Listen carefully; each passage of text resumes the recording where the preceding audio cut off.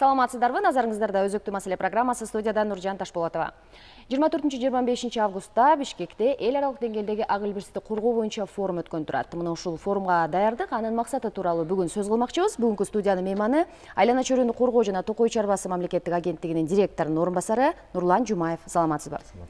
Нурлан, кадырычы айтсаңыз, ак илбирсти коргоо боюнча мына ушул эл аралык жыйынга даярдыктар кандай болуп атат, анын максаты эмнеде? Өзүңүзгө белгилүү болгондой, 2013 жыл октябрь айында ошо биздин президентибиздин демилгеси негизинде биринчи бүткүл дүйнөлүк ошо ак илбирсти сактоо боюнча форум өткөн болчу.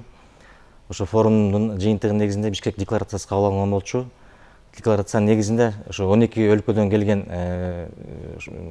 өлкөнүн өкүлдөрү өзүнүн милдеттерин алганда, ар бир 12 мамлекет эмне жумушту алып барабыз, эмне кылабыз деп атайын ар бир мамлекет өзүнүн программасын түзүп, ошо иш пландарын бекитип алган болчу. Иш пландардын негизинде 2020 жылга чейин иш пландар бекитилген. Ошондо 20 ландшафттарды сактоо, коргоо боюнча аныкталган болчу. Өзүңүздөргө белгилүү, ошондон бери бүгүнкү күнү ошонун жарымына келип калдык. Ошон үчүн биз кайра өзүбүздүн президентибиздин демилгеси негизинде кайра экинчи Бишкек форумун өткөрүүгө даярдыктарды көрүп атабыз. Ошол даярдык негизинде келгенде ошо биздин 12 өлкөнүн ошо орто жолдо биз эмнеге жеттик, кандай жетишкендикке жеттик, эмне кемчиликтер бар, дагы эмне деген максаттар бар, эмне багыттар бар деп ошону талкуулап, сүйлөшүп алып деген максаттар менен бияка экинчи форум өткөрүүгө даярдык көрүп атабыз да. Мурунда болуп өткөн да бул форум, экинчи жолу өтүп жатпайбы? Эми андан өзгөчөлүгү эмнеде? Анан баягы катышуучу мамлекеттердин да саны көбүрөөк болсо керек. Мында катышуучу мамлекеттердин саны көп эмес, себеп деген ак илбирс 12 мамлекет аныкталып, 12 мамлекет эле жашашат. Жана жогоруда айта кетпедимби? Бул жанагы орто жолдо 12 мамлекет эмне жумуштарды аткарды, эмне кылдык, кандай жетишкендикке жеттик, эмне кемчиликтер бар деген ошону маалымат катары сүйлөшөбүз. Мындан сырткары мында өзгөчөлүгү болот, жанагы ушул орусча айтканда на полях ушу форума зеленый инвестиционный форум деп дагы кошумча кошуп атабыз. Себеп деген жанагы тоо кен байлыктар иштеген компаниялар, мындан сырткары жанагы ошо биздин ак илбирске кайдыгерлик карабаган бизнесмендерди чакырып атабыз да.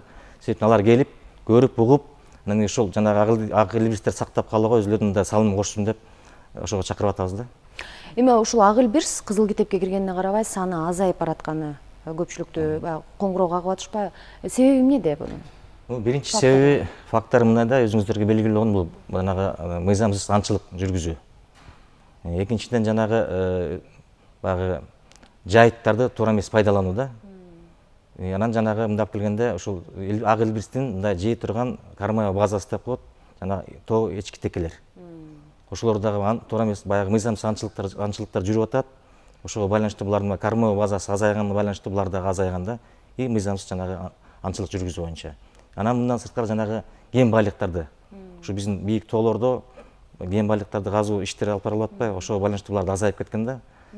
Бул бизде дагы эмес, булардын баягы айтканда жанагы тоо эчки текелер, жанагы жардыруу иштери жүрөт, техника жүрөт, чаңдайт, ошондо булар башка тоолорду ашып башка мамлекеттерге кетип калат, жанагы кормовой базаларчы.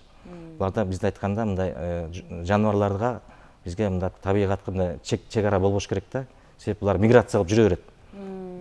Көчүп жүрө берет да. Может мындан ары Кытайга кетип калат, же Өзбекстанга кетип калат, же Өзбекстандан бизге келип калат, ушундай да, миграция кылып жүрө берет да. Ошого байланыштуу булар кээ бир мамлекетте азаят, кээ бир мамлекетте көбөйүп кетет да. Бизде так саны барбы? Канча илбирс бар?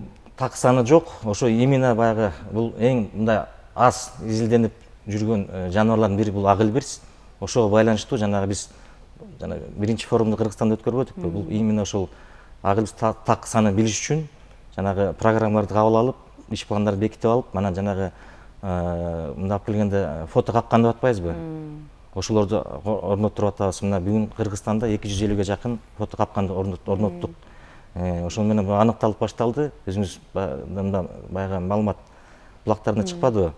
Бул чоң кеминде фото капканга түштү, Шамшыда чыкты, Аларчан болду, жакында Кочкордо да аныкталды, Кочкор тоолорунда да бар экен депчи. Анан ошол так санын тактап алсак, анан биз ошону кийин баягы көбөйдү же азайын анан аныктап алабыз да. Бул Кыргызстанда эмес, бул жана жалпы 12 мамлекетте да ошондой маселе бар экен да.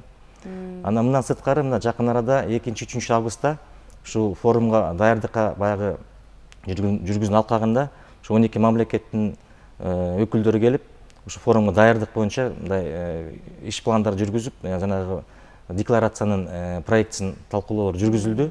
Ошо менен 2 күн иш жумуштар болду да. Эми ушул форум өткөрүү менен эле бул ак элбирсти коргоо менен чектелбейт да. Дагы кандай жолдору бар ушуну коргоонун? Мисалы, мыйзам кабыл алыныш керекпи бир өзүнчө? Туура айтасыз. Бул боюнча мында биздин Кыргызстанды ала кетсек, 2013-жылы жана кабыл алган декларациянын негизинде жанагы Кыргызстандагы атайын ак элбирсти сактоо программасы кабыл алынган.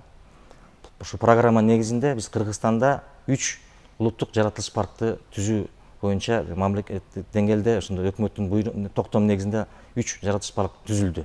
Бул жана Ак Сууда Хан Теңири, Ак Суу районунда Ысык көл областында, Жалал Абад областында 2 райондо, 9 Тору менен Токтогул районунда Алатай жана Каначы улуттук жаратылыш парктар түзүлдү.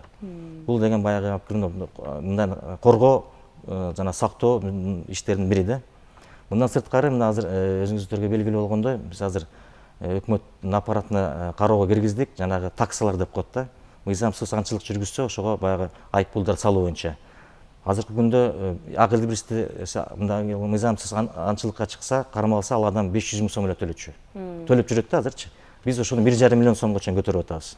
Бул дагы бир принциптердин бири да, баягы сактап калуугачы. Жолтоо болуну. Ак элбирстин өзүнүн баасы ошол көп да андан, мисалы, терисинин баасы. Ак элбирстин баасынын териси баасыз болуш керек да. Баасыз болуш керек. Мисалы, 1,5 миллиондон да көп да, туура. Баасыз болуш керек да. Нурлан Кадырович, бүгүн убактыңызды бөлүп биздин студиябызга келип маек куруп бергениңиз үчүн чоң рахмат. Сиз алдыдагы ишиңиздерге ийгилик, форумду ийгиликтүү өткөзүп алышыңызга тилектешпиз. Урматтуу теле көрүүчүлөр, эфирде өзөктүү маселе программасы болду. Бүгүнкү студиянын мейманы Айлана чөйрөнү коргоо жана Токой чарбасы мамлекеттик агенттигинин директорунун орун басары Нурлан Жумаев болду. Биз алдыдагы 24-25 августта өтө турган ак элбирсти коргоо боюнча форум тууралуу сөз кылдык. Ала Тоо 24 каналынан алыстабаңыздар.